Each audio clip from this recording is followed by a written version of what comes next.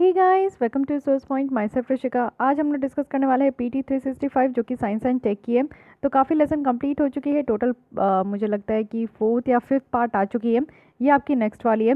तो चलिए देखते हैं। प्रीवियस लेसन्स को देखने के लिए आपको मेरे चैनल को सब्सक्राइब करना होगा और प्लेलिस्ट में आकर आप लोग स्टार्टिंग से देख सकते हो। डिफरेंट आपको पीटी 365 की टॉपिक यहाँ पे मिल जाएगी। तो चलिए स्टार्ट करते हैं और पहले देख लीजिए कि हम लोग कहाँ तक कंप्लीट कर चुके हैं। तो हम लोग लास्ट लेसन में डार्कनेट तक कंप्लीट किए थे। आज हम लोग स्टार्ट करने वाले हैं डेटा लोकलाइजेशन के साथ।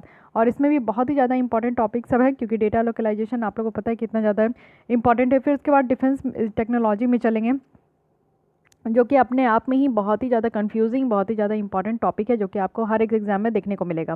तो चलिए स्टार्ट करते हैं। अभी भी बहुत टॉपिक बची हुई है, बट कोई नहीं, चलिए पढ़ते पढ़ते तो सब कुछ कंप्लीट हो ही जाएगा। बट लास्ट लेसन में मैं जो क्वेश्चंस पूछी थी उसका आंसर मैं लास्ट लेसन में ही बता दी थी, लेकिन यहाँ पे आप लोग के लिए कुछ न्यू क्वेश्चन है जो कि मैं लास्ट लेसन में नहीं पूछ पाई थी। तो ये फोर्थ और फिफ्थ जो भी पार्ट है वो आप लोग समझ के जो है उसी का आंसर दे दीजिए।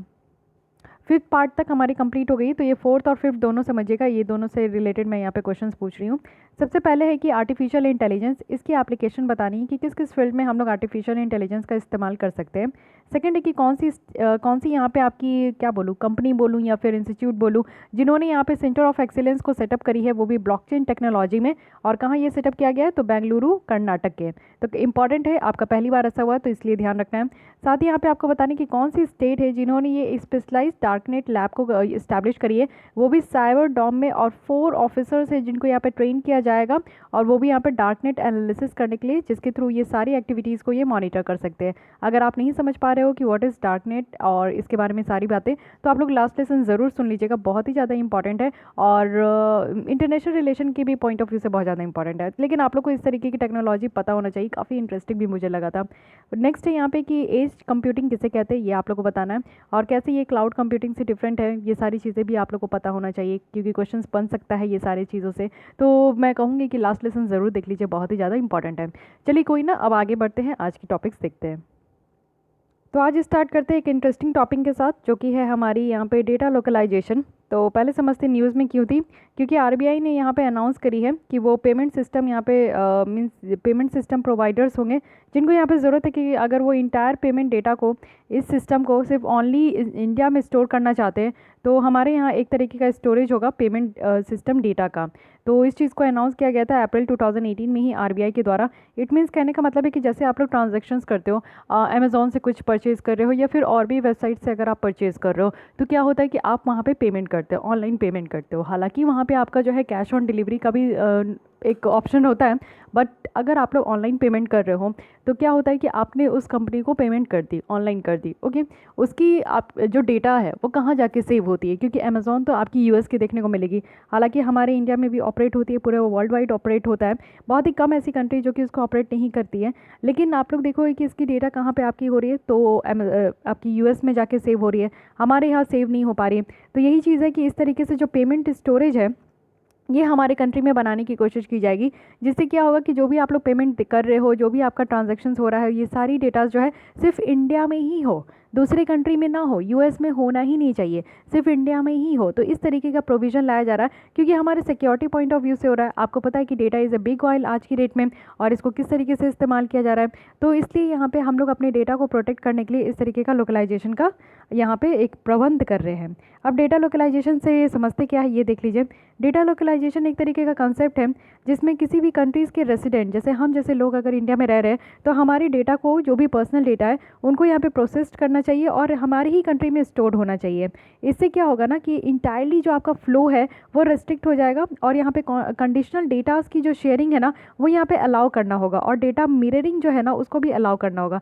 कहने का मतलब है कि मान लीजिए कि किसी भी सर्कमस्टांसेस में अगर दूसरी कंट्री यूएस भी हम लोग से जो है हमारी कंट्री के डेटास को अगर मांगते हैं, किसी भी चीज़ को अगर उनको लगता है कि कुछ गलत हो गया है, या फिर इस तरीके के ऐप है ना, ये ऑनलाइन ही प्लेटफॉर्म है, तो कुछ भी ऊंच नीच होगा तो डेटा से ही ये आपका ठीक हो पाएगा।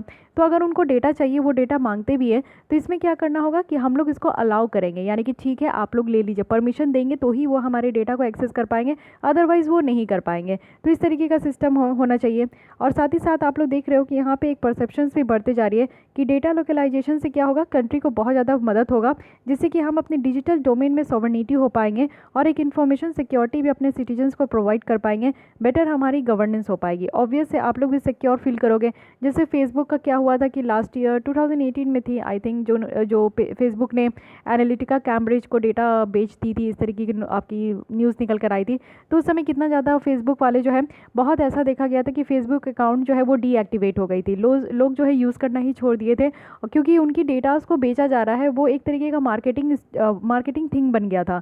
तो इससे क्या होता है ना कि हम लोग सिक्योर फील नहीं करते, हम लोग को लगता है कि नहीं हमारी डेटा का कहीं ना कहीं मिसयूज़ हो जाएगा, और कितनी सेंसिटिव डेटाज होती है फेसबुक में। तो इसलिए भी इस तरीके का केस आया था, तो ऐसा हरकत हो गया था। उसी के बाद से ये आपका सिस्टम निकल कर आया कि हमारे कंट्री में एक डेटा लोकलाइजेशन होना चाहिए, जिससे कि हमारे कंट्री के जो सिटीजन्स के लोग हैं उनकी डेटा को हम लोग अपने ही कंट्री में स्टोर करके रख सकें। अब इसी से कुछ रिलेटेड इन्फॉर्मेशन भी है, उसको देख लेते हैं। यहाँ पे clarifying lawful overseas use of data act of US है, यानी कि ये क्लाउड एक्ट जो है ये यूएस का है, जिसमें कि वो डीमोनोपोलाइज कर रहे हैं कंट्रोल, वो भी डेटा का, फ्रॉम यूएस अथॉरिटी से। और ये टेक कंपनीज़ को अलाउ करते हैं कि वो फॉरेन गवर्नमेंट को भी इस तरीके के डेटा को वो शेयर करें। तो ये उनका खुद का कानून है, जिसमें कि वो डीमोनोपोलाइज करते हैं कंट्रोल। मोनोपोलाइज करने का मतलब है कि पूरी तरीके से हक जो है एक इंसान या एक कंट्री का होता है, और डीमोनोपोलाइज करने का मतलब है कि इसको आप डिसेंट्रलाइज कर दो, कि दूसरे कंट्री को भी यहाँ पे आपका जो है कंट्रोल और पावर दे दो। जनरल डेटा प्रोटेक्शन रेगुलेशंस भी है, ये यूरोपियन यूनियन का है। जैसे कि हम लोग अपने कंट्री में डेटा लोकलाइजेशंस लेकर जो कानून लाना चाह रहे हैं, तो ये यूएस की कानून है और ये हमारी यूरोपियन यूनियन की कानून है। यहाँ पे अलाउ किया जाता है cross border movement of data, यानी कि डेटा का यहाँ पे एक कंट्री से दूसरे कंट्री में आपका मूवमेंट होता है, लेकिन यहाँ पे डेस्टिनेशन कंट्रीज़ को ज़रूरत होता है कि वो यहाँ पे साइबर सिक्योरिटी रूल्स भी यहाँ पे रखे। तो यहाँ पे GDPR है, जनरल डेटा प्रोटेक्शंस रेगुलेशन है, जो कि यूरोपियन यूनियन का है। तो हमारे यहाँ जो यहाँ आपकी डेटा प्रोटेक्शंस कानून आ रही थी, तो ये इसी की कार्बन कॉपी है, ये भी कहा जा रहा था। आगे हालांकि आप लोग देखोगे, लेकिन दोनों कंट्री की जो इस तरीके से डेटा लोकलाइजेशन और डेटा प्रोटेक्शंस के कानून है, ये आप लोग को पता होना चाहिए। अब यहाँ पे देखते हैं कि आरबीआई की जो डेटा लोकेशन डायरेक्टिव है ये है क्या, इसमें क्या क्या बातें रखी गई है। सबसे पहले बात है कि आरबीआई ने एक डायरेक्टिव इशू करी है, यानी कि डायरेक्शन दी थी, वो भी 2018 में। और सारे पेमेंट ऑपरेटर को ये एडवाइस किया गया था कि वो इंश्योर करें इंटायर डेटा जो भी यहाँ पे पेमेंट सिस्टम से रिलेटेड है, उनकी इंटायर डेटा जो है वो आपकी यहाँ पे डेटाबेस में स्टोर होना चाहिए, और हमारे इंडिया में वो भी विदिन 6 मंथ। 2018 के अप्रैल में ऐसा आपका नोटिफिकेशन दिया गया था, और ऐसा एक डायरेक्टिव्स बनाई गई थी। और साथ ही साथ ऐसा कहा जा रहा है कि 6 मंथ्स में जो है हमारे इंडिया में डेटाबेस को जो है स्टोर किया जाएगा, वो भी जितने पेमेंट सिस्टम से रिलेटेड है। तो यही काम करने का बात किया जा रहा है। अब डायरेक्टिव्स क्या है, ये एप्लीकेबल होगा सारे पेमेंट सिस्टम प्रोवाइडर्स जो भी आरबीआई ऑथोराइज करती है। और ये किस कानून के तहत है, तो payment and settlement system act 2007 के तहत। इसमें क्या है कि बहुत सारी कंपनीज़ हैं जो कि पेमेंट गेटवे यहाँ पे यूज़ करवाती है और पेमेंट गेटवे यहाँ पे देती है, जैसे कि मास्टर कार्ड हो गया, वीज़ा हो गया, ई वैलेट है, जैसे कि पेटीएम ई वैलेट वगैरह आप लोग इस्तेमाल करते हो। तो ये सब क्या है कि ये एक पेमेंट गेटवे है जिसके थ्रू आप लोग जो है पेमेंट करते हो। साथ ही यहाँ पे क्या है, इन टू इन ट्रांजैक्शंस डिटेल है। इट मीन्स कि आप यहाँ पे जो भी ट्रांजैक्शंस कर रहे हो, आप और जो रेसिपिएंट है इनके बीच में डिटेल्स रहता है और इन्फॉर्मेशन रहती है, वो भी सिस्टम को पेमेंट को लेकर और सेटलमेंट ट्रांजैक्शंस को लेकर। यहाँ पे कोई भी बार नहीं है कोई भी ओवरसीज़ प्रोसेसिंग करने के लिए। और साथ ही साथ कुछ केसेस में आप देखोगे तो डेटा को यहाँ पे डिलीट भी करना चाहिए हमारे सिस्टम से, जो भी अब्रॉड में है, या फिर उसको हम लोग जो है अपनी इंडिया में वापस भी ले आए। तो इस तरीके का भी सिस्टम होना चाहिए। इस तरीके का भी सिस्टम होना चाहिए कि हम लोग अपने डेटा को जो है ना अपने इंडिया में वापस ले आए, वो भी एक दिन में या फिर 24 आवर्स जब से ये पेमेंट प्रोसेसिंग हुआ है। डेटा को हम लोग शेयर भी कर सकते हैं ओवरसीज़ रेगुलेटर के साथ अगर ज़रूरत पड़ी तो, और ये डिपेंड करता है नेचर ऑफ ट्रांजैक्शंस पे। और इसको शेयर करने से पहले हम लोग को आरबीआई से अप्रूवल लेनी होगी। आरबीआई जो है वो कुछ प्रपोजल को रिजेक्ट भी कर सकती है, जो भी ओवरसीज़ कंपनीज़ अगर यहाँ पे आपको कुछ प्रपोजल दे रही है तो उसको रिजेक्ट भी कर सकती है कि डेटा मिररिंग को वो अलाउ नहीं कर सके, यानी कि जो डेटा यहाँ पे है वहाँ पे भी उस डेटा को रखा जाएगा। तो इस तरीके की चीज़ों को अलाउ करने से आरबीआई जो है रिजेक्ट भी कर सकती है। अब कुछ और मेजर्स देखते हैं जो कि डेटा लोकलाइजेशंस के लिए है। 2018 में एक ड्राफ्ट बनी थी डेटा प्रोटेक्शंस लॉ में, और ये किसके द्वारा बनाई गई थी? एक कमेटी बनाई गई थी, BN श्री कृष्णा कमेटी के द्वारा। उनके द्वारा ये इस तरीके का कानून बनाया जा रहा था। उन्होंने यहाँ पे रिकमेंड की थी कि सारे जो पर्सनल डेटा है इंडियंस के, वो हैव एटलीस्ट 1 कॉपी इंडिया में होनी चाहिए। और इसको एक कैटेगरी ऑफ डेटा का डिफाइन भी किया गया था कि ये क्रिटिकल पर्सनल डेटा है, जिसको हम लोग को हम लोग को सिर्फ और सिर्फ इंडिया में ही स्टोर करना चाहिए। यानी कि कुछ डेटा तो आप लोग जो है हम लोग अपनी इंडिया में भी स्टोर कर सकते हैं बाहर के साथ साथ, लेकिन कुछ जो पर्सनल डेटा होते, क्रिटिकल डेटा होते हैं, उनको तो सिर्फ हम लोग को इंडिया में ही स्टोर करना चाहिए। एक सिमिलर कॉज जो है वो आपका इनकॉर्पोरेट किया गया था गवर्नमेंट के ड्राफ्ट ई कॉमर्स पॉलिसी में, जिसमें ये रिकमेंडेशन दिया गया था कि कम्युनिटी की जो डेटा है, यानी कि यूज़र्स के द्वारा, हम जैसे यूज़र्स के द्वारा जो जनरेट किया जाता है, उसकी लोकलाइजेशन इंडिया में होनी चाहिए, वो भी बहुत सारे सोर्सेज से, जैसे कि ई कॉमर्स प्लेटफॉर्म है, सोशल मीडिया है, सर्च इंजन है। सर्च इंजन कहने का मतलब जैसे आप लोग गूगल इस्तेमाल करते हो, क्रोम इस्तेमाल करते हो, मोजिला इस्तेमाल करते हो, तो ये सारी जो आपकी है ये सर्च इंजन है, या फिर सोशल मीडिया जैसे व्हाट्सएप, ट्विटर, फेसबुक, इंस्टा, ये सब आपकी ये सोशल मीडिया हो गई। ई कॉमर्स प्लेटफॉर्म जैसे अमेज़ॉन, फ्लिपकार्ट, और आप लोग बहुत सारी हैं, ठीक है। तो ये सब आप लोग इस्तेमाल करते हो, तो इनकी जो डेटा है ना, जो कि हम लोग जैसे लोग इसको इस्तेमाल करते हैं, और उससे जो डेटा जनरेट होती है उसको हम लोग को इंडिया में ही स्टोर करना चाहिए। साथ ही यहाँ पे दिशा भी है, दिशा कानून है, इट मीन्स की draft digital information security in health care act. इससे क्या है कि हेल्थ रेगुलेटर जो है ना, उनको भी एम्पावर किया जाएगा कि वो डेटा को लोकलाइज कर सके। तो इतनी सारी जो चीज़ें हैं वो यहाँ पे डेटा लोकलाइजेशन के अंदर डेटा है। तो आई होप कि आप लोग को समझ में आई होगी। अब देखते हैं जो बिल निकल कर आई है 2019 की, ये है पर्सनल डेटा प्रोटेक्शन बिल। ये बिल है, जब ये कानून बन जाएगी तो ये एक्ट में कन्वर्ट हो जाएगी। तो फिलहाल बिल है, बिल में क्या क्या प्रोविजन है ये हल्का फुल्का आप लोग एज पर नॉलेज के लिए रख सकते हैं। रिसेंटली क्या हुआ है कि ये बिल आपका इंट्रोड्यूस किया गया था लोकसभा में। अब इस डेटा प्रोटेक्शंस को देखते हैं कि इंडिया में क्या क्या बात है। इंडिया में जो है अभी तक कोई भी डेडिकेटेड लीगल फ्रेमवर्क नहीं है। इट मीन्स कि हमारे जो डेटा है उसको प्रोटेक्ट करने के लिए कोई भी कानून नहीं है। आज की डेट में आप देखोगे कुछ एक्ट है जो कि यहाँ पे डेटा प्रोटेक्शन को इन जनरल ऐसे ही कवर करती है, जैसे इंफॉर्मेशन टेक्नोलॉजी एक्ट 2000 है, तो इसकी यहाँ पे सेक्शन 43A है, जिसमें कि यूजर्स के डेटा को प्रोटेक्ट करने की बात की जाती है कि मान लीजिए अगर किसी डेटा को अगर गलत तरीके से इस्तेमाल किया जा रहा है तो उसको प्रोटेक्ट करने की यहाँ पे बात है। साथ ही ये एप्लीकेबल सिर्फ किसके लिए है? तो सिर्फ ओनली कॉर्पोरेट एंटिटीज़ के लिए है, ना कि कोई गवर्नमेंट एजेंसी के लिए है। और साथ ही यहाँ पे कुछ रूल्स भी है कि कैसे सेंसिटिव पर्सनल डेटा को ही यहाँ पे रेस्ट्रिक्ट किया जाएगा, जैसे मेडिकल हिस्ट्री हो गई या फिर आपकी कोई बायोमेट्रिक इन्फॉर्मेशन हो गई, ये सारी चीज़ को यहाँ पे जो है सेंसिटिव पर्सनल डेटा में रखा गया है। कुछ और एक्ट भी है, जैसे कंज्यूमर प्रोटेक्शन एक्ट है, कॉपीराइट एक्ट है। तो ये सारे एक्ट जो है ना अलग अलग तरीके के डेटा को यहाँ पर प्रोटेक्ट करने का, यानी कि इसी से फील्ड से रिलेटेड कोई भी आपका पर्सनल इन्फॉर्मेशन है तो उसको प्रोटेक्ट करने की यहाँ पे बात की जाती है। 2018 में एक वर्जन ऑफ बिल आया था जिसको प्रिपेयर किया गया था जस्टिस BN श्री कृष्णा के द्वारा। अब देखते कि ये जो बिल है ना, इसमें क्या क्या प्रोविज़न रखा गया है। सबसे पहले पर्सनल डेटा की बात की गई है। डेटा जो कि इंडिविजुअल के द्वारा आइडेंटिफाई की जाती है उसको हम लोग पर्सनल डेटा कहते हैं। इट मीन्स कि मेरे हिसाब से मेरी पर्सनल डेटा समथिंग एल्स होगी, आपके हिसाब से आपकी पर्सनल डेटा कुछ और होगी, या फिर थर्ड पर्सन की अपनी कुछ पर्सनल डेटा होगी। तो पर्सनल डेटा इट मीन्स कि कोई एक इंडिविजुअल अगर अपनी तरफ से वो उसको आइडेंटिफाई कर पा रहे हैं तो वो पर्सनल डेटा है। इस बिल में जो है बहुत तरीके के पर्सनल डेटा है, जैसे कुछ सेंसिटिव पर्सनल डेटा होती है, यानी कि कोई भी आपकी डेटा जो रिलेटेड है आपकी फाइनेंस से, कि आपके पास कितना मनी है, कहाँ आपने कितना इन्वेस्ट करी है, या फिर किस तरीके से आप सेव करते हो, हेल्थ वगैरह के बारे में, ऑफिशियल आइडेंटिफायर्स के बारे में, सेक्स लाइफ के बारे में, सेक्सुअल ओरिएंटेशंस के बारे में, या फिर कोई बायोमेट्रिक, इट मीन्स कि आपकी फिंगरप्रिंट हो, आपकी इरीज की प्रिंट हो, या फिर जेनेटिक्स, ये सारी जो इन्फॉर्मेशन है, या फिर ट्रांसजेंडर स्टेटस हो, या फिर इंटरसेक्स स्टेटस हो, कास्ट या फिर ट्राइब हो, रिलीजियस पॉलिटिकल बिलीव या फिर एफिलिएशंस, ये सब आती है सेंसिटिव डेटा में। यहाँ पर सेकंड कैटेगरी की जो डेटा है वो है critical personal data. It means कि मिलिट्री और नेशनल सिक्योरिटी डेटा जो हमारे नेशन को सिक्योर करे, उस तरीके के डेटा को यहाँ पे क्रिटिकल पर्सनल डेटा कहा गया है। और गवर्नमेंट भी इसको डिफाइन कर सकती है टाइम टू टाइम, अगर उन्हें लगता है कि आगे आने वाले दिनों में अगर कुछ और चीज़ों को ऐड करना है क्रिटिकल पर्सनल डेटा में तो वो यहाँ पे ऐड कर सकती है।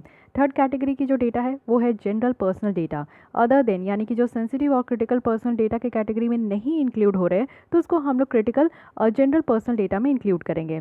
अब यहाँ पे इस तरीके की जो बिल है ये एप्लीकेबिलिटी कहाँ कहाँ है, तो ये बिल जो है कुछ पर्सनल डेटा को यहाँ पे प्रोसेस करेगी। ये भी गवर्नमेंट के द्वारा प्रोसेस किया जा सकता है, और कुछ कंपनीज़ जो कि हमारे इंडिया में कॉर्पोरेट है या फिर फॉरेन कंपनीज़ जो कि पर्सनल डेटा जो हमारे इंडिविजुअल की है अगर उससे डील करती है तो इनके पास जो है ये गवर्न करने का हक है। साथ ही ऑब्लिगेशंस भी देखते हैं कि डेटा फिड्यूसरीज जो है उनकी ऑब्लिगेशंस क्या है।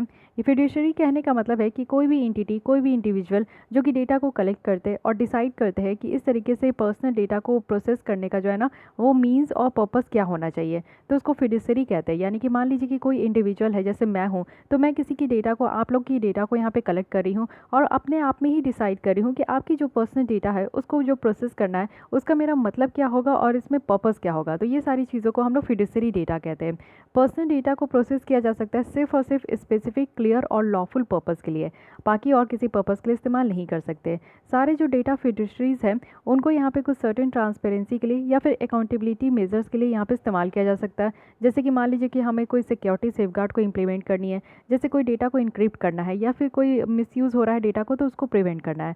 मान लीजिए कोई डेटा है जो कि इनक्रिप्ट होकर रखा गया तो उसको हम लोग को डिक्रिप्ट करना है, या फिर डेटा को अच्छे से जो है किसी कोड में हम लोग को इनक्रिप्ट करने का क्या मतलब है कि मान लीजिए कि जैसे आप हाई हाई भेजें, हाई लिखे हो मैसेज में, या फिर हाई आपका जो है कोई आपका कोई मनी है, ठीक है, आपका डेटा मान लीजिए कि आपके पास मनी है, ये आपका मनी हो गया। इसको अगर आप लोग रखना चाहो कहीं सेव तो इसको क्या करेंगे कि कोई कोडिंग के फॉर्म में रख देंगे, ABC के फॉर्म में जो है इसको स्टोर कर दिया जाएगा ऑनलाइन। तो इससे पता नहीं चल पा रहा है, यही कि सिर्फ आप ही समझ पाओगे कि इसमें आपने क्या डेटा इनपुट करी है। तो इस तरीके के डेटा को यहाँ पे जो है हम लोग सिक्योरिटी सेफगार्ड के थ्रू अगर इम्प्लीमेंट करना चाहते हैं तो हम लोग सारे डेटा फिड्यूसरीज को इस्तेमाल कर सकते हैं। साथ ही ग्रीवियंस रिड्रेसल मैकेनिज्म के लिए, कहने का मतलब है कि किसी भी लोग का अगर यहाँ पे डेटा से कोई रिलेटेड कोई प्रॉब्लम है तो उनको यहाँ पे सुनने के लिए भी हम लोग यहाँ पे देख सकते हैं, कोई इंडिविजुअल के कंप्लेन को एड्रेस करने के लिए भी हम लोग इस तरीके के डेटा फिड्यूसरीज को यहाँ पे इस्तेमाल कर सकते हैं। साथ ही यहाँ पे थर्ड पॉइंट रखा गया है कि right of the data principal, यानी कि कोई इंडिविजुअल है जिसकी डेटा को कलेक्ट किया जा रहा है और प्रोसेस किया जा रहा है, तो राइट है किसी डेटा प्रिंसिपल का, यानी कि कन्फर्मेशंस भी यहाँ पे लेना है फिड्यूसरी से कि क्या वो अपने पर्सनल डेटा को जो है प्रोसेस करना चाहते हैं कि नहीं करना चाहते। रेस्ट्रिक्ट भी होनी चाहिए कि यहाँ पे अपने पर्सनल डेटा को डिस्क्लोज करने से वो भी फिड्यूसरी है, जैसे मैं हूँ तो मैंने सबकी डेटा को कलेक्ट करके रखा है, एनालाइज कर रही हूँ, प्रोसेस कर रही हूँ, तो मेरे पास ये पर्सनल एक रेस्ट्रिक्शन भी है कि मैं पर्सनल डेटा को जो है डिस्क्लोज करूँ कि नहीं। अगर लंबे समय तक नेसेसरी नहीं है या फिर कंटेंट यहाँ पे ख़त्म कर दिया गया मेरे द्वारा, तो अगर मेरे ऊपर ये डिपेंड होता है कि मैं इसको डिस्क्लोज करूँ या ना करूँ।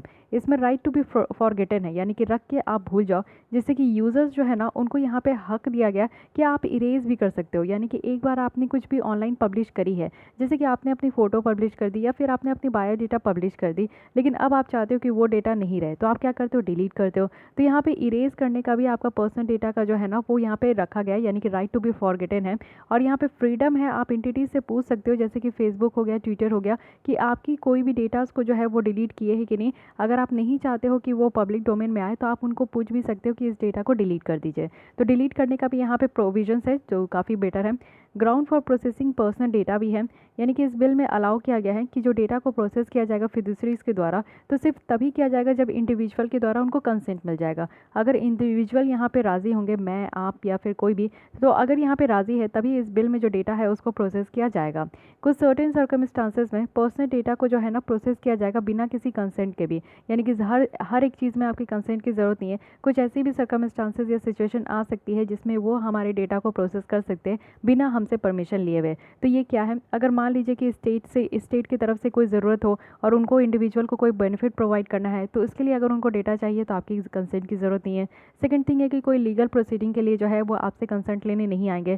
थर्ड है कि अगर कोई मेडिकल इमरजेंसी में अगर रिस्पॉन्ड करना है, किसी तरीके का सवाल का जवाब देना है, तो भी वो आपके पास जो है आपसे पूछने और आपका कंसेंट लेने नहीं आएंगे। तो ये 3 कंडीशंस है जो कि एक सर्कमस्टांसेस दिखा रही है कि इस केसेस में आपसे जो है आपका कंसेंट नहीं लिया जाएगा। फिर है सोशल मीडिया इंटरमीडियरीज, कुछ प्लेटफॉर्म है जिसमें कि लार्ज नंबर ऑफ यूज़र्स है और उनके पास ये पोटेंशियल है कि वो इलेक्टोरल पॉलिसी को भी, डेमोक्रेसी को और पब्लिक ऑर्डर को भी इम्पैक्ट करते हैं। जस्ट फॉर एग्जांपल अगर हम लोग देखें यूएसए की जो 2016 में आपकी इलेक्शन हुई थी, तो उस समय जो डोनाल्ड ट्रंप जीत के आए थे, तो ऐसा कहा जा रहा था कि उस समय भी डेटा का बहुत हेर फेर हुआ है। वो कहीं ना कहीं यहाँ पे इलेक्टोरल डेमोक्रेसी जो है उनको यहाँ पे ऑनलाइन इम्पैक्ट किया गया है, वो जो है यहाँ पे ऑनलाइन सारे लोगों को इम्पैक्ट किया है और उनकी डेटाज़ को कहीं ना कहीं छेड़छाड़ किया गया जिससे कि वो जीत के आए हैं। तो ऐसा भी केस हो सकता है। साथ ही कुछ सर्टेन ऑब्लिगेशंस है जिसमें कि आप लोग देखोगे कि वॉलंटरी को प्रोवाइड किया जा रहा है कि यूज़र वेरिफिकेशन मैकेनिज्म होना चाहिए यूज़र्स के लिए इंडिया में। और अगर हम लोग ऑफिशियल सोर्सेज के हिसाब से चले तो यहाँ पे जो प्रोसेस है ना वो वॉलंटरी होनी चाहिए यूज़र्स के लिए, और इसको कम्प्लीटली डिज़ाइन करना चाहिए कंपनी के द्वारा। और इससे क्या है ना कि जो भी यूज़र्स की एनोनिमिटी है वो यहाँ पे डिक्रीज़ हो सके। तो ट्रोलिंग वगैरह होता है ना ऑनलाइन की, कुछ गलत अगर बोल दिया गया, कुछ गलत अगर पोस्ट कर दिया गया यूज़र के द्वारा, तो वो उसको जो है आराम से डिक्रीज़ भी कर सकते हैं। इट मीन्स कि वो डिलीट भी कर सकते हैं, क्योंकि वो ट्रोल हो जाते हैं, बहुत सारा प्रॉब्लम हो जाता है, लोग जो है कमेंट पे कमेंट करने लगते हैं। तो ये सारी चीज़ें भी ना हो। साथ ही डेटा प्रोटेक्शन अथॉरिटी है, यानी कि इस बिल में एक डेटा प्रोटेक्शन अथॉरिटी है जो कि आपके डेटा को प्रोटेक्ट करेंगे, आपके कुछ स्टेप्स लेंगे कि इंडिविजुअल की इंटरेस्ट को प्रोटेक्ट करने के लिए। साथ ही यहाँ पे जो पर्सनल डेटा का मिसयूज़ होता है उसको बचाएंगे, इंश्योर करेंगे कि इस बिल में जो भी आपकी प्रोविज़न है उसके साथ कंप्लायंस हो। नेक्स्ट है यहाँ पे कि ट्रांसफ़र ऑफ डेटा, यानी कि डेटा को इंडिया से बाहर जो ट्रांसफ़र किया जा रहा है उसके लिए भी यहाँ पे बातें रखी गई है। जैसे कि सेंसिटिव पर्सनल डेटा है तो उसको इंडिया से बाहर जब ट्रांसफ़र किया जाएगा प्रोसेसिंग करने के लिए, तो ये एक्सप्लिसिटली जो आपका कंसेंट है ना ये इंडिविजुअल से लिया जाएगा। आपका डेटा अगर बाहर भेजा जा रहा है प्रोसेस करने के लिए तो आपसे ये पूछा जाएगा कि क्या आप ऐसा चाहते हैं कि नहीं, और subject to certain additional condition के साथ कि कोई कंडीशन होगा तभी इस तरीके का काम किया जाएगा, ऐसे ही शौकियाना तौर पर आपके डेटा को बाहर नहीं भेजा जाएगा। तो अगर आप लोग यहाँ पे कंसेंट दोगे तो ही आपके डेटाज को बाहर जो है आपका प्रोसेस होगा, अदरवाइज़ नहीं होगा। क्रिटिकल पर्सनल डेटा में अगर देखें तो सिर्फ ये आपका जो है इंडिया में ही आपका सेव किया जाएगा, और अगर पर्सनल डेटा जो कि अदर देन क्रिटिकल और सेंसिटिव है तो उसका जो है ना इस तरीके से लोकलाइजेशन मैंडेट जो है उसका नहीं किया गया। तो हमारे इंडिया में क्या बातें रखी जा रही है, किस तरीके की डेटा हमारे इंडिया में ही सिर्फ रहेगी, तो वो क्रिटिकल पर्सनल डेटा है। ठीक है, ये ध्यान रखना है। अब कुछ एग्जाम्पशंस भी है, छूट भी तो देना है। देखते हैं किस तरीके की छूट दी गई है। सेंट्रल गवर्नमेंट को यहाँ पे एग्जाम्प्ट किया गया है कोई भी एजेंसीज जो कि यहाँ पे इस तरीके के एक्ट में प्रोविजंस है, जैसे कि अगर हमारे इंडिया की सिक्योरिटी को यहाँ पे इंटरेस्ट के लिए, पब्लिक ऑर्डर के लिए, हमारे इंडिया की सॉवरेनिटी और इंटीग्रिटी के लिए, या फिर कोई भी दूसरे फॉरेन स्टेट के साथ अगर फ्रेंडली रिलेशन है, तो इनके बेसिस पे जो है ना सेंट्रल गवर्नमेंट को यहाँ पे एग्जाम्प्ट किया गया है डेटा प्रोसेसिंग को लेकर। साथ ही अगर हमारे जो है किसी भी कमीशंस को यहाँ पे प्रिवेंट करना है, कोई भी तरीके का अगर कॉग्निजिबल ऑफेंस हो रहा है, कॉग्निजिबल ऑफेंस कहने का मतलब है कि वारंट के बिना भी जो है किसी को भी अरेस्ट किया जा सकता है, और कोई भी यहाँ पे आपका मैटर को लेकर, तो इसके थ्रू भी यहाँ पे आपका एग्जाम्पशन दिया गया है। साथ ही यहाँ पे पर्सनल डेटा को जो प्रोसेस किया जा रहा है ये भी आपका एग्जाम्प्ट किया गया है इस बिल के प्रोविजन में कि कुछ सर्टेन पर्पज़ के लिए। तो किस किस पर्पज़ के लिए? सबसे पहला है कि कोई भी ऑफेंस, कोई भी अपराध होता है उसको बचाने के लिए, उसको इन्वेस्टिगेट करने के लिए, या फिर उसको प्रोसिक्यूट करने के लिए जो है यहाँ पे पर्सनल डेटा को प्रोसेस किया जा सकता है। सेकंड थिंग है कि यहाँ पे पर्सनल या फिर डोमेस्टिक केस को लेकर। थर्ड थिंग है कि जर्नलिस्ट पर्पज़ के लिए भी यहाँ पे आपका पर्सनल डेटा को यहाँ पे प्रोसेस किया जा सकता है। नेक्स्ट है कि यहाँ पे नॉन पर्सनल डेटा को गवर्नमेंट के साथ शेयर करना।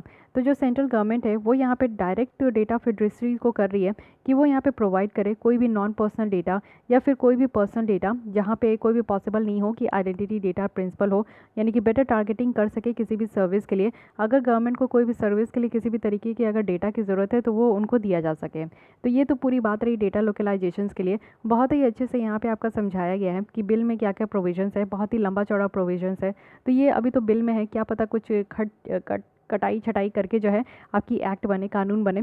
तो लोकसभा में अभी तो प्रेजेंट हुआ है, लोकसभा का में जो है बहुत ज़्यादा आप लोग देखते हो कि कुछ प्रोविजंस को लेकर, जैसे कि राइट टू बी फॉरगेटन वाले प्रोविजंस को लेकर बहुत ज़्यादा डिबेट डिस्कशन हुआ था कि आप लोग जो है एक बार इसमें रख दिए, मीन्स अगर आप लोग फेसबुक में कोई भी इनपुट डाल दिए तो अगर आप लोग इरेज करना चाहते हो तो फेसबुक के से कांटेक्ट करके उनसे आप लोग पूछ के उनसे आप लोग जो है इरेज करवा सकते हो। तो ये वाली भी एक प्रॉब्लम है। तो और राइट टू बी फॉरगेटन पे बहुत ज़्यादा डिबेट डिस्कशन हुआ था। तो जब कानून बन के आता है ना तभी आप लोग को सटीक चीज़ें याद रखनी चाहिए कि क्या इस कानून में रखा गया। अभी तो ये एक तरीके का प्रपोजल है, जब तक इसको एक्सेप्ट नहीं किया जाएगा तब तक हम लोग क्या ही कर सकते हैं। और यूपीएससी में भी एक बात है कि वो लोग जो है इस तरीके से प्रोविजंस नहीं पूछेंगे अभी, जब तक ये कानून नहीं बन जाता ना तब तक बिल की प्रोविजंस तो वो नहीं पूछते। अब बात अलग है कि डेटा लोकलाइजेशन के बारे में और भी कुछ पूछ सकते हैं, लेकिन इस तरीके का बात नहीं पूछेंगे। ओके, अब आते हैं 3D प्रिंटिंग के ऊपर।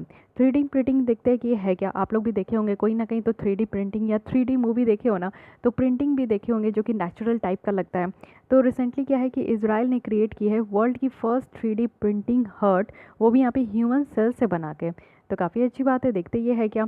3D प्रिंटिंग जो है एक तरीके का एडिक्टिव प्रोसेस है, जहाँ पे कोई ऑब्जेक्ट को क्रिएट किया जाता है, वो भी सक्सेसिव लेयर ऑफ मटेरियल को यहाँ पे रख के, और ऑब्जेक्ट को इस तरीके से क्रिएट किया जाता है। हर एक लेयर को आप देखोगे ना तो बहुत ही अच्छे तरीके से ये आपका एक बहुत ही फाइन तरीके से बना रहता है। मैं 3D पेंटिंग देखी हूँ, इसलिए 5D पेंटिंग भी देखी हूँ, तो आप लोग भी देखे होंगे तो आप लोग इसको बेटर समझ पाओगे। मैं बताऊँ कैसे, मीन्स आपको बस लगेगा ना कि जैसे रियल है, ठीक है। वो पेंटिंग होता है, उभर के रहता है पेंटिंग, जैसे कि ऑब्वियस पेंटिंग आप लोग क्या देखते हो कि एक पेपर पे या कागज़ पे या कपड़े पे बस बना दिया जाता है पेंटिंग, ये वैसी पेंटिंग नहीं होती है। ये पेंटिंग आपकी जो है, जैसे फ्लावर्स बनाया जा रहा है ना, तो फ्लावर्स की जो पेटल्स होती है उसको ओरिजिनली बनाने का कोशिश करते हैं, जिसको आप लोग टच भी करोगे कर सकते हो, और अलग अलग तरीके का जो है उसकी नक्काशी होती है, और बहुत ही ज़्यादा बहुत ब्यूटीफुल लगता है, बहुत ही ज़्यादा।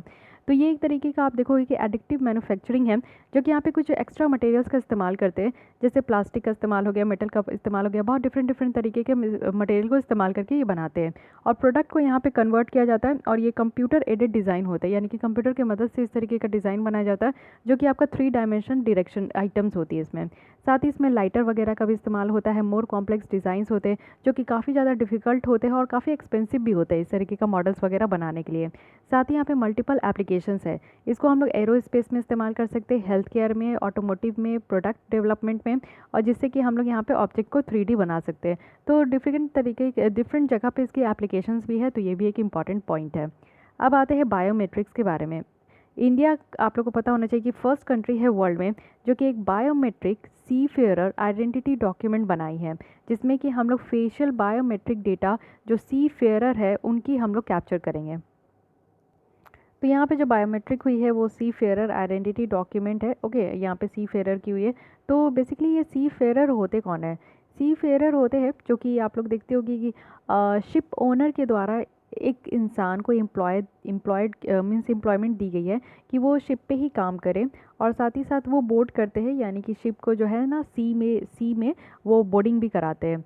तो मेनली उनका शिप में ही काम होता है। तो इस तरीके से शिप ऑनर के द्वारा लोगों को जो एम्प्लॉयड दिया जाता है, तो एम्प्लॉयमेंट दिया जाता है, तो उनको हम लोग सी फेयरर कहते हैं। तो ये इस तरीके की जो डॉक्यूमेंट है, इसमें आपका डायमेंशन है, एक स्मार्ट आईडी कार्ड है, यहाँ पे कुछ मॉडर्न सिक्योरिटी फीचर्स भी रखा गया है, जैसे कि बायोमेट्रिक चिप्स है, साथ ही साथ यहाँ पे आपकी ऑप्टिकल सिक्योरिटी फीचर्स है, जैसे माइक्रो प्रिंट है, माइक्रो टेक्स्ट है, यूनिक यहाँ पे आपका कुछ पैटर्न है, गुलिचो पैटर्न है, तो वो भी यहाँ पे रखा गया है। न्यू कार्ड है जो कि यहाँ पे कंफर्मेशन देगी convention number 185 international labour organisation की। इंडिया भी इसको रेटिफाई करी थी 2015 में।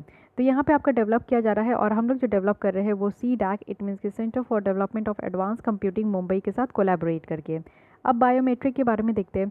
बायोमेट्रिक होता क्या है? बायोमेट्रिक, जब भी आप लोग आधार नंबर बनवा रहे होंगे, आधार कार्ड बनवा रहे होंगे, तो उस समय आप लोग ने भी अपनी बायोमेट्रिक इन्फॉर्मेशन दी थी। वो कैसे दी थी? तो बायोमेट्रिक एक फिजिकल है और बिहेवियर ह्यूमन कैरेक्टर है, जो कि आपका यूज़ किया जाता है डिजिटली लोगों को आइडेंटिफाई करने के लिए, और एक एक्सेस होता है सिस्टम में, सर्विस में, और डेटाज में, और डिवाइस में। हर एक आइडेंटिफायर जो है ना, उनकी अपनी खुद की यूनिक होती है, यानी कि वो उनको यूनिक कंसीडर किया जाता है, और वो मे भी यूज़ होता है कॉम्बिनेशंस, यानी कि ग्रेटर एक्यूरेसी ऑफ आइडेंटिफिकेशंस के लिए। यानी कि यहाँ पे आप लोग देख सकते हो कि दो तरीके की बात होती है। एक तो आप लोग जब आधार कार्ड बनाने गए होंगे, तो आप लोग ने अपनी थंब इम्प्रेशन दी होगी। थंब इम्प्रेशन से क्या होती है कि हर एक लोगों की अपनी थंब इम्प्रेशन यूनिक होती है। तो पहले आप लोग देखते थे ना कि जब लोगों को पढ़ने नहीं आता था, आज के भी डेट में आप लोग गाँव वगैरह में देखोगे, जो लोग अनपढ़ होते हैं, जिन्हें पढ़ने नहीं आता, वो सिग्नेचर की जगह जो है ना थंब इम्प्रेशन देते हैं। तो थंब इम्प्रेशन यूनिक होता है, जो कि बहुत ही आसानी से जो है किसी भी लोगों को पहचाना जा सकता है। साथ ही आपकी इरीज़ की भी यहाँ पे आपका लिया जाता है, इरीज स्कैन किया जाता है, जिससे कि आपकी वहाँ से भी डेटा ली जाती है, ये भी एक यूनिक माना जाता है। तो ये सारी डेटा जो है आपका यहाँ पे इंक्लूड होता है। बायोमेट्रिक में आप देखोगे कि 3 मेन कैटेगरी में इसको डिवाइड किया गया है। सबसे पहला, अगर बायोलॉजिकल बायोमेट्रिक अगर देखें, तो यहाँ पे DNA ब्लड होती है। मॉर्फोलॉजिकल अगर हम लोग देखें, यानी कि किसी ऑर्गेनिजम्स के स्ट्रक्चर या फॉर्म में, तो यहाँ पे आपका हाथ का शेप, पाल्म का shape, fingerprint, vein pattern, face, iris, vein pattern in retina, voice, ear, तो ये सारी चीज़ भी यहाँ पे इंक्लूड है। बिहेवियर अगर देखें, तो आप कैसे चलते हो, आपका हैंड राइटिंग कैसा है, सिग्नेचर कैसा है, कीबोर्ड स्ट्रोक कैसी है, तो ये सारी चीज़ों से भी पता चलता है कि डिफरेंट डिफरेंट लोगों की डिफरेंट होती है। तो आवाज़ आप लोग देखते हो कि हर एक लोग की आवाज़ अलग है, मेरी अलग है, आप लोग की अलग है। कभी भी आप लोग ने 2 लोगों की आवाज़ सिमिलर सुनी है? समहाउ सिमिलर सुनी होगी, लेकिन एकदम से एग्जैक्टली सिमिलर नहीं होती है। तो इसलिए यहाँ पे आपका जो है बायोमेट्रिक को 3 तरीके से कैटेगराइज किया गया है, इसको भी आप लोग को ध्यान में रखना है। अब एक आते हैं बहुत ही important RFID technology. Indian railway ने यहाँ पे एक रेडियो फ्रिक्वेंसी आइडेंटिफिकेशन प्रोजेक्ट को ली है, जिसका एम है कि ऑटोमेटिकली और एक्यूरेटली वो ट्रैक कर सके, ट्रेस कर सके सारे स्टॉक को जो भी वो हमारे इन कंट्री में मूव कर रहे हैं, और एक स्पेशल फोकस दिया जाना चाहिए सेफ्टी और रिएबिलिटी को इम्प्रूव करने के लिए। तो ये इंडियन रेलवे के द्वारा इस तरीके का कदम उठाया जा रहा है कि हमारी सामान को अच्छे तरीके से वो ट्रैक कर सके। अब ये है क्या, देख लेते हैं। सारे जो रोलिंग स्टॉक है जिसमें क्या क्या है, कोचेज़ वगैरह होते हैं, वैगन्स होते हैं, जिसको कि यहाँ पे RFID टैग्स के द्वारा जो है ना, इससे आपका टैग किया जाएगा, वो भी यहाँ पे कहाँ, तो 2021 में। तो RFID जो प्रोजेक्ट है ना, ये आपका किसके अंदर है, मेक इन इंडिया इनिशिएटिव के अंदर लिया गया, वो भी centre for railway information system के द्वारा। इससे क्या होगा कि जो ऑपरेशनल एफिशिएंसी है इंडियन रेलवे का, वो और ज़्यादा बेटर हो पाएगी। तो अब तीनों टेक्नोलॉजी के बारे में देखते हैं, बहुत अच्छे से समझाया गया। RFID टेक्नोलॉजी है, ब्लूटूथ है और नियर फील्ड कम्युनिकेशंस है। तो पहले RFID टेक्नोलॉजी के बारे में देख लेते हैं। ये एक तरीके का इलेक्ट्रॉनिक टैग है जिसमें कि डेटा को एक्सचेंज किया जाता है, वो भी RFID के साथ। और यहाँ पे जो है रेडियो वेव का इस्तेमाल करके जो है ना, एक रेडियो वेव का इस्तेमाल करके आपके डेटा को यहाँ पे रीड किया जाता है और इसको एक्सचेंज किया जाता है। इसमें क्या होता है कि एंटीना ब्रॉडकास्ट एनर्जी होती है जो कि यहाँ पे टैग में होती है, और इसके साथ आपका जो है रिटर्न होता है, in turn return the modulated energy back in the form of back scatter. यानी कि यहाँ पे आपका जो है एक रेडियो वेव होती है, उसके थ्रू आपका जो भी डेटा है उसको रीड किया जाता है, और रीड करके वो बैक जो है ना, जहाँ पे उसको डेटा को स्टोर करना होता है, वहाँ पे वो इसको भेज देती है। तो इसको कहते हैं फास्ट और एकदम रिलायबल ये आपका RFID टेक्नोलॉजी। ब्लूटूथ का मतलब क्या होता है, जैसे आप लोग भी अपने डिवाइस में ब्लूटूथ होता होगा, तो अगर आप लोग को कनेक्ट करना है दो डिवाइस को, जैसे कि ब्लूटूथ के हिसाब से, तो उन सामने वाले डिवाइस को भी अपने सामने वाले इंसान को भी अपने डिवाइस पे ब्लूटूथ को ऑन करना होगा। आप ऑन करोगे, वो ऑन करेगा, तभी यहाँ पे आप लोग डेटा का एक्सचेंज कर पाओगे। तो ये एक वायरलेस टेक्नोलॉजी थी जो कि एक्सचेंज डेटा करने के लिए इसको इस्तेमाल किया जाता था दो फिक्स्ड और मोबाइल डिवाइसेस में, वो भी शॉर्ट डिस्टेंस में। आप लोग ज़्यादा दूर चले जाओगे तो आप लोग नहीं कर सकते हो, आमने सामने बैठे हो, थोड़ी दूरी में हो, शॉर्ट वेवलेंथ में आप लोग इसको इस्तेमाल कर सकते हो। यहाँ पे जो कम्युनिकेट होती थी, ये फ्रीक्वेंसी है 2.45 गीगाहर्ट्ज़, और ये फ्रीक्वेंसी बैंड जो है वन ऑफ द हैंडफुल है फ्रीक्वेंसी का, जो कि आपका जो है ना इंटरनेशनल एग्रीमेंट के द्वारा भी इसको कहा गया था कि इंडस्ट्रियल, साइंटिफिक और मेडिकल डिवाइस में यूज़ किया जा सके। साथ ही यहाँ पे नियर फील्ड कम्युनिकेशन है, ये आपका रेडियो वेव टेक्नोलॉजी पे ही काम करती है। ये आपका स्मॉल इन्फॉर्मेशन को एक्सचेंज करने के लिए यूज़ किया जाता था, और छोटे छोटे काम करने के लिए भी, जैसे कि कॉन्टैक्ट लेंस, अगर यहाँ पे आपका कार्ड पेमेंट करना है तो इस तरीके का काम जो है नियर फील्ड कम्युनिकेशन से हो जाता था। यहाँ पे 13.56 मेगाहर्ट्ज़ तक ये ट्रांसमिट करती थी, और मैक्सिमम स्पीड कितना है, तो 422 किलो बिट्स पर सेकेंड है। तो मोस्ट ऑफ द जो टैग है ना, वो यहाँ पे पैसिव डिवाइस थे, और यहाँ पे एंटीना होता था, माइक्रोचिप होती थी, तभी यहाँ पे आप लोग जो है कनेक्ट कर पाओगे। जो एंटीना है ये कॉइल है, NFC डिवाइस है, जो कि पावर को पिक करती है मैग्नेटिक फील्ड से, और ये पावर आपका यूज़ किया जाता है NFC टैग्स के थ्रू, जिसमें कि आपका इन्फॉर्मेशन को ट्रांजिस्ट किया जाता है। तो ये तो काम होती थी इसमें। RFID टेक्नोलॉजी की बात करें तो ये फास्टर कनेक्शन है, और ये ऑपरेशनल रेंज जो है आपका 100 मीटर तक रहेगा। RFID टैग्स की बात करें तो यहाँ पे आपका टिपिकली सेंड आउट इन्फॉर्मेशन होगी, सिर्फ वन वे इन्फॉर्मेशन है, यानी कि इसको जो है एक जगह से दूसरी जगह ही भेज सकते हैं, आपको दूसरी जगह से पहली जगह पे नहीं भेज सकते। वन वे इन्फॉर्मेशन ये आपका जो है ट्रांसफ़र करती है। ब्लूटूथ में क्या है कि ये स्लो कनेक्शन है।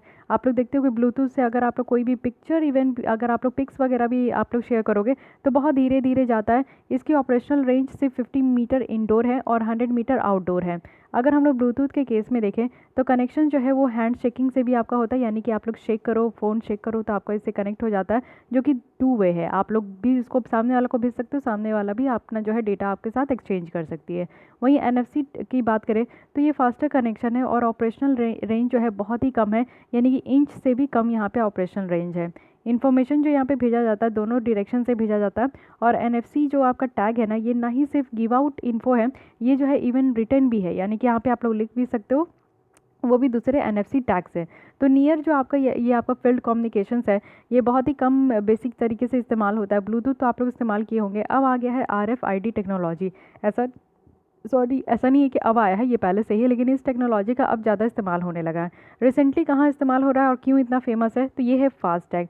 फास्टैग से क्वेश्चन आ सकता है क्योंकि अभी न्यू स्कीम है one nation one FASTag scheme, जिसमें कि national highway authority of India है वो यहाँ पे ट्राई कर रही है कि एक मीन्स इसमें आपका वन टैग हो जो कि आप लोग जो है ना पूरे जितने भी हाईवेज़ है उसमें आप लोग इस्तेमाल कर सको। बस आप लोग अपने व्हीकल के आगे एक टैग लगाना है, आप लोग को प्रीपेड रिचार्ज करा लेनी है, और कहीं भी आप लोग जा रहे हो तो टोल कलेक्शन होता है ना, तो टोल में आप लोग को रुकने की ज़रूरत नहीं है, ऑनलाइन आपकी मनी वहाँ पर डिडक्ट हो जाएगी स्कैन होकर। यानी कि इस तरीके से आपकी एक रेडियो वेव होगी, उसके थ्रू आपका स्कैन होगा और आपकी जो है मनी ऑटोमेटिकली आपके अकाउंट से डिडक्ट हो जाएगी। तो ये एक तरीके का फास्टर मीडियम आप कह सकते हो। इसमें रेडियो फ्रिक्वेंसी आइडेंटिफिकेशन टेक्नोलॉजी है जिसके थ्रू पेमेंट जो है डायरेक्टली आपका प्रीपेड और सेविंग अकाउंट से हो जाएगा, जो भी आप लोग इसके लिंक किए होंगे। ये आपको विंड स्क्रीन में इसको एफिक्स करना है जिसके थ्रू इलेक्ट्रॉनिक पेमेंट हो सके। और फास्टैग जो है ये वैलिड होगा आपका 5 साल, एक बार आप रिचार्ज कर लोगे तो 5 साल तक ये चलेगा, और फिर आपको इसको रिचार्ज भी करा सकते हो जब भी आपको ज़रूरत होता है। तो इस तरीके का है फास्टैग जो कि आपको ध्यान रखना है। अब कुछ इसमें मिसलेनियस टॉपिक्स भी है, ये भी देख लेते हैं। सबसे पहला है कि central equipment identity.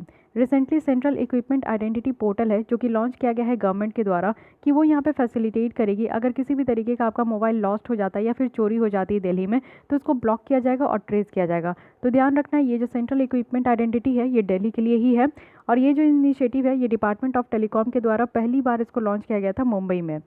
CEIR register के बारे में बात करें तो यहाँ पे एक सेंट्रल सिस्टम है जो कि कनेक्ट करेगी IMEI डेटाबेस को सारे नेटवर्क ऑपरेटर से, और जो ब्लैक लिस्टेड मोबाइल डिवाइस है उसको शेयर किया जाएगा।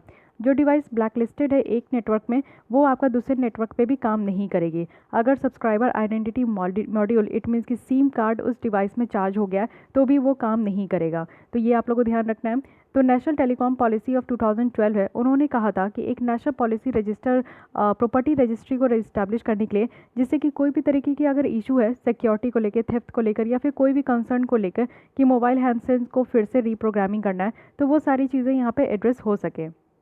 उसके बाद आपकी थर्ड टॉपिक है ब्रॉडबैंड रेडीनेस इंडेक्स। तो ये एक इंडेक्स है, इसके बारे में देख लीजिए। Department of telecom and Indian council for research on international economic relation है जिन्होंने एक मेमोरेंडम ऑफ अंडरस्टैंडिंग को साइन करी है कि एक BRI को डेवलप किया जाएगा, वो भी इंडियन स्टेट और यूनियन टेरिटरीज़ के लिए। यहाँ पे क्या है ना कि कुछ कंडीशंस होगी कि कैसे डिजिटल इंफ्रास्ट्रक्चर के अंदर, और रिलेटेड फैक्टर्स भी होंगे आपके स्टेट और यूटी लेवल में, जो कि कंडक्ट किया जाएगा एनुअली, यानी कि 2020 तक इसको कंडक्ट किया जाएगा। यहाँ पे एक यूज़फुल इंसाइट प्रोवाइड किया जाएगा स्ट्रैटेजिक चॉइस में, जो कि स्टेट अपने द्वारा ये चॉइस करेंगे कि कहाँ पे उनको इन्वेस्टमेंट एलोकेशंस करना है। BRI में अगर देखें ब्रॉडबैंड रेडीनेस इंडेक्स में, तो यहाँ पे पार्ट 1 है जो कि फोकस करेगी इंफ्रास्ट्रक्चर डेवलपमेंट में। सेकंड है कि यहाँ पे आपका जो है डिमांड साइड पैरामीटर होगा जो कि कैप्चर किया जाएगा प्राइमरी सर्वे के थ्रू। यहाँ पे आपका जो है ना नेशनल ब्रॉडबैंड मिशन भी है जो कि मिनिस्ट्री ऑफ कम्युनिकेशन की है, तो वो भी यहीं पे काम कर रही है, इसी के द्वारा इसमें भी देखा जा रहा है। टेक सागर की बात करते हैं। Recently national cyber security coordinator officer है और डेटा सिक्योरिटी काउंसिल है इंडिया के, जो कि लॉन्च करी है टेक सागर, एक ऑनलाइन पोर्टल है जो कि इंडिया की टेक्नोलॉजी कैपेबिलिटीज़ के बारे में। इस पोर्टल में जो है सारे बिजनेस और रिसर्चर एंटिटीज़ को लिस्ट किया जाएगा, वो भी IT इंडस्ट्री से, स्टार्टअप से, एकेडमिया से और इंडिविजुअल रिसर्चर्स से। टेक सागर जो है एक कंसोलिडेटेड कॉम्प्रिहेंसिव रिपोजिटरी है इंडिया की साइबर टेक्नोलॉजी कैपेबिलिटीज़ का, वो भी इंडियन इंडस्ट्री एकेडमिक रिसर्च में, यानी कि हमारी इंडिया की कितनी ज़्यादा कैपेबिलिटीज़ है इंडस्ट्री की बेसिस में, एकेडमी के बेसिस में और रिसर्च की बेसिस में, वो इसमें आपको देखने को मिलेगा। Data security council of India की बात करें तो ये नॉन फॉर प्रॉफिट है, इंडस्ट्री बॉडी है जो कि डेटा प्रोटेक्ट करती है इंडिया में। इसको नास्कॉम के द्वारा सेटअप किया गया है और ये कमिट की जाती है कि यहाँ पे साइबर स्पेस सेफ, सिक्योर और ट्रस्ट बनाया जाएगा। एक बेस्ट प्रैक्टिस को इस्टेब्लिश करके एक स्टैंडर्ड होगी, इनिशिएटिव होगी, वो भी साइबर सिक्योरिटी और प्राइवेसी के एरिया में। साइबर सिक्योरिटी कहने का मतलब है कि जैसे आज के डेट में आप लोग फ़ोन अपना इस्तेमाल कर रहे हो, ऑनलाइन चीज़ें इस्तेमाल करते हो, ई-वॉलेट रखते हो, उसमें पैसे रखते हो, आप लोग जो है बैंक अकाउंट को भीम अकाउंट इस्तेमाल कर रहे हो, या फिर और भी ऐसे इस्तेमाल अकाउंट होता है जिसमें कि आप लोग की सारी पर्सनल डेटाज होती है। तो यहाँ पे मान लीजिए कि कोई अगर आप लोग की मोबाइल हैक कर लेता है, इट मीन्स कि आपकी पर्सनल डेटाज चली गई, ठीक है, बहुत ज़्यादा मुश्किल में पड़ गई, तो यहाँ पे इसको सिक्योरिटी, साइबर सिक्योरिटी भी कहते हैं। साथ ही साथ क्या है कि आपकी पर्सनल डेटा आपके पास होनी चाहिए, सिक्योर होनी चाहिए, तभी ना आप लोग इस तरीके के ऑनलाइन माध्यम को इस्तेमाल करोगे, नहीं तो फिर लगेगा कि अपनी डेटा सिक्योर नहीं है तो फिर क्यों ही इस्तेमाल करें। तो ये भी बात है। वाईफाई कॉलिंग की बात करते हैं। भारतीय एयरटेल ने अभी रिसेंटली इंट्रोड्यूस करी है इंडिया की first voice over wifi. Reliance Jio भी इसको फॉलो करेगी, तो ये भारतीय एयरटेल के द्वारा ही पहली बार इसको इंट्रोड्यूस किया गया है, तो ध्यान रखना है। वॉइस ओवर वाईफाई जो है एक wifi based voice over internet protocol service है जिसमें कि यूज़र्स को अलाउ किया जाएगा कि वो हाई डेफिनेशन वॉइस कॉल कर सकते हैं वाईफाई को यूज़ करके किसी भी प्लेस में जिसमें कि पुअर और नो सेलुलर नेटवर्क भी है, यानी कि नेटवर्क नहीं होने के बावजूद भी जो है आप लोग वाईफाई को इस्तेमाल करके आराम से बात कर सकते हो। कॉल जो यहाँ पे आपका वॉइस ओवर वाईफाई में होगा, ये यूज़र्स को प्रोवाइड करेगी शॉर्ट कॉल कनेक्शन टाइम, साथ ही साथ सुपीरियर कॉल क्वालिटी भी होगा अगर दूसरे कॉल के कंपैरिजन में देखें जो कि वोल्ट से आप करते हो या फिर कोई भी एग्जिस्टिंग सेलुलर टेक्नोलॉजी से अगर आप लोग कॉल में बात करते हो तो उससे अच्छा खासा क्वालिटी इसमें दिया जाएगा। यूज़र्स को यहाँ पे एक्स्ट्रा पे करने की ज़रूरत नहीं है इस कॉल के लिए जो कि वाईफाई नेटवर्क को इस्तेमाल कर रहे हैं। वो वॉइस ओवर वाईफाई सर्विस जो है ना, इसमें आपको अलग से एक ऐप की भी ज़रूरत नहीं है, ना ही कोई न्यू नंबर लेना है, ना ही कहीं पे आपको जो है लॉगिन करनी है। ये वैसे ही सिमिलर है जैसे कि वॉइस कॉल आप लोग व्हाट्सएप में इस्तेमाल करते हो, तुरंत आप लोग ऐप खोलते हो आप लोग व्हाट्सएप वॉइस कॉल को इस्तेमाल करते हो, तो उसी तरीके का ये वॉइस ओवर वाईफाई है कि वाईफाई आप लोग को मिला तो आप लोग आराम से कॉल कर सकते हो। इसमें आप लोग को अलग से नंबर लेने की ज़रूरत नहीं है, रिचार्ज करने की ज़रूरत नहीं है, सेपरेट ऐप की ज़रूरत नहीं है, कहीं लॉगिन करने की ज़रूरत नहीं है। ठीक है। वाईफाई 6 यानी कि ये एक नेक्स्ट जनरेशन का आपका वाईफाई टेक्नोलॉजी है। वाईफाई 6 को हम लोग AX वाईफाई या फिर 802.11 AX वाईफाई भी कह रहे हैं, जो कि हमारी आज की डेट में कौन सी वाईफाई है तो 802.11 AC है। इसको ये इम्प्रूव करेगी। अब वाईफाई टेक्नोलॉजी के बारे में देख लीजिए बेसिक, क्या पता क्वेश्चन बन जाए। ये वायरलेस नेटवर्क टेक्नोलॉजी है जो कि कंप्यूटर्स को और दूसरे डिवाइस को अलाउ करती है कि वो एक दूसरे से कनेक्ट हो, वो भी लैन में या फिर इंटरनेट में बिना किसी वायर और केबल के। जैसे कि वाईफाई आप लोग तो समझ ही रहे हो कि मैं किसके बारे में बात कर रही हूँ। ये आपका जो है VLAN भी है, WLAN भी है, जिसमें कि आपका वायरलेस लैन भी होता है, 802.11 है। एक टेक्निकल कोड है, इस तरीके का प्रोटोकॉल को दिया जाता है टेक्निकल कोड, तो इससे आप लोग घबराइए मत। ये जो टेक्नोलॉजी है ये रेडियो सिग्नल को यूज़ करती है जिसके थ्रू इन्फॉर्मेशन को हम लोग ट्रांसमिट करते हैं यहाँ पे वाईफाई अनेबल डिवाइस में और इंटरनेट में। साथ ही डिवाइस को यहाँ पे अलाउ किया जाता है कि वो इन्फॉर्मेशन भी रिसीव करे वेव से उसी समय में। लाईफाई की बात करें, ये दूसरी मोबाइल वायरलेस टेक्नोलॉजी है जो कि लाइट को यूज़ करती है, ना ही यहाँ पे रेडियो फ्रिक्वेंसी को यूज़ किया जाता है। लाइट को यूज़ करके डेटा को ट्रांसमिट करते हैं, उसको हम लोग लाईफाई कहते हैं। नेक्स्ट यहाँ पे डार्क फाइबर। तो ये डार्क फाइबर है क्या, ये एक्स्ट्रा ऑप्टिकल फाइबर है जो कि कंपनीज़ के द्वारा लाया गया, और ये यहाँ पे जो कॉस्ट रिपीटेशंस होता है ना बैंड विड्थ को, इसको ज़्यादा से ज़्यादा बैंड विड्थ चाहिए तो वहाँ पे कॉस्ट रिपीटेशन होता है, तो उसी को ख़त्म करने के लिए इसको लाया गया। यहाँ पे क्या है कि कैपिटल एक्सपेंडिचर्स को कम करने के लिए टेलीकॉम सर्विस प्रोवाइडर है जैसे कि रिलायंस जियो इन्फोकॉम है, भारती एयरटेल है या फिर वोडाफोन आइडिया है, तो ये सब जो है ना यहाँ पे भारत ब्रॉडबैंड नेटवर्क लिमिटेड तक पहुँचे जिसके थ्रू वो डार्क फाइबर को जो है ये इस्तेमाल कर सके। ये इधर तो अनयूज्ड इंफ्रास्ट्रक्चर है जो कि यूज़ किया जाएगा इस सारी कंपनीज़ के द्वारा कि वो अपनी आज की जो रूरल इंडिया में जो प्रेजेंस है ना उसको वो और ज़्यादा बढ़ा सके। अब यहाँ पे है डीप फेक्स। तो डीप फेक्स है क्या, डीप फेक्स का मतलब होता है कि यहाँ पे कोई भी मैनिपुलेटेड वीडियोस या फिर दूसरी डिजिटल रिप्रेजेंटेशन जो कि किसी आर्टिफिशियल इंटेलिजेंस के द्वारा प्रोवाइड किया गया है तो उसको हम लोग डीप फेक्स कहते हैं। पेगासस है, पेगासस एक मोबाइल स्पाईवेयर है जो कि इजराइल की साइबर आर्म्स फर्म के द्वारा NSO ग्रुप के द्वारा इसको डेवलप किया गया था। ये जो है दोनों को, एंड्रॉयड को और iOS यानी कि एप्पल फ़ोन को भी यहाँ पे जो है इन्फेक्ट कर सकती है।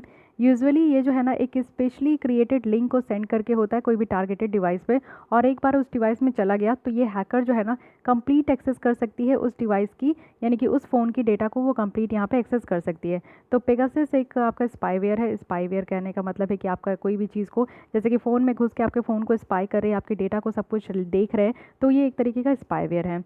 फिर आता है स्टैंड हॉन्ग। ये एक तरीके का बग है। बग मतलब कि कोई जैसे प्रोग्रामिंग करते हैं ना, तो प्रोग्रामिंग करते हुए कुछ बग होता है, बग को डिटेक्ट किया जाता है, यानी कि जो एरर है, मिस्टेक्स है, उसको यहाँ पे डिटेक्ट किया जाता है। तो ये एक तरीके का बग है जो कि एक मालवेयर एप्लीकेशन को अलाउ करती है कि वो एक जेन्युइन एप्लीकेशन यहाँ पे बनाए और एक्सेस करे यूज़र डेटा को, वो भी सारे तरीके से। तो रिसेंटली होम मिनिस्टर है जिन्होंने एक अलर्ट यहाँ पे सेंड करी है सारे स्टेट वार्निंग को, उनको इन वार्निंग भी दी है किसी भी तरीके का एंड्रॉयड ऑपरेटिंग सिस्टम जिसमें कि वो बग है तो उससे वो वल्नरेबिलिटी हो सकती है। जैसे आप लोग की फ़ोन हैंग करती है, तो हैंग करने का मतलब है कि आप लोग का जो फ़ोन में जो डेटा है उसमें कहीं ना कहीं बग है, कोई ना कोई एरर आ चुकी है, इसलिए वो हैंग करती है। वर्चुअल ह्यूमन नियॉन की बात करें तो नियॉन एक कंप्यूटेशनली आपका क्रिएटेड वर्चुअल है जो कि आपका दिखता और बिहेव भी कैसे करता है, तो रियल ह्यूमन बीइंग के जैसा करता है। उनकी एबिलिटी है कि वो इमोशन भी शो करे और इंटेलिजेंस भी शो करे। ये जो वर्ड है ये आपकी दो वर्ड से निकल कर आई है, न्यू। न्यू मीन्स आपकी न्यू होती है और ह्यूमा मीन्स यहाँ पे आपकी ह्यूमन है। ओके, तो ये आप लोग ध्यान रखना है। ये है ज़ेक्सोबॉट। ये वर्ल्ड की first ever living self healing robot है जो कि इंजीनियरिंग फ्रॉग एम्ब्रायर्स के द्वारा इसको डेवलप किया गया है और ये लिविंग और प्रोग्रामेबल ऑर्गेनिजम्स जैसा बिहेव करती है। ये स्मॉल है, बहुत ही स्मॉल है कि ये हमारे जो ह्यूमन बॉडीज़ है इनके अंदर भी ये ट्रैवल कर सकती है। जेनोबॉट की अगर बात करें तो यहाँ पे आपका जो है नोवल मशीन है, वाइड रेंज ऑफ फील्ड में इसका इस्तेमाल हो सकता है। कोई इन्वायरमेंट में है तो उसको डिटेक्ट करने के लिए हम लोग इसको इस्तेमाल कर सकते हैं। कोई भी माइक्रो प्लास्टिक को अगर ओशन से गैदर करना है तो ये भी काम करेगी, या फिर कोई स्क्रैप आउट करना है ब्लॉक को ब्लड वेसल से तो ये भी काम किया जाएगा। ये जेनोबॉट जो है बहुत ही ज़्यादा एक छोटी लिविंग ऑर्गेनिजम्स ये बनाया गया है। सेल्फ हीलिंग रोबोट है, यानी कि अपने आप ही खुद को अगर कुछ बुरा हो जाता है, टूट फूट जाती है तो खुद भी वो हील कर सकती है। फिर है उसके बाद सेरेब्रास वेफर स्केल इंजन। ये बिलीव किया जा रहा है कि वर्ल्ड की लार्जेस्ट प्रोसेसर है और इसमें 1.2 ट्रिलियन ट्रांजिस्टर है। यहाँ पे 4 लाख तक आर्टिफिशियल इंटेलिजेंस ऑप्टिमाइज्ड कोर है, 18 गीगाबाइट ऑफ मेमोरी है। तो ये सबसे बड़ी प्रोसेसर बताई जा रही है। रफली आप देखोगे तो 8 इंच की है और बाई 8 इंच, और यहाँ पे आपका एटलीस्ट 50 टाइम्स लार्जर है। जो भी स्मॉल चिप वगैरह होते हैं ना आज के डेट में, उससे भी बड़ी है। और यहाँ पे आप लोग देखोगे कि आर्टिफिशियल इंटेलिजेंस सॉफ्टवेयर के लिए ही इसको बनाया गया है, जिसमें कि हम लोग को ह्यूज अमाउंट ऑफ इन्फॉर्मेशन की ज़रूरत है कि हम लोग इसको इम्प्रूव करें। और ये प्रोसेसर को ज़रूरत है कि वो जो है ये काफ़ी ज़्यादा फास्ट भी काम करेगी, और जैसा कि हम लोग आज के डेट में प्रोसेसर देखते हैं। फिर है Ajit micro processor, Ajit micro processor.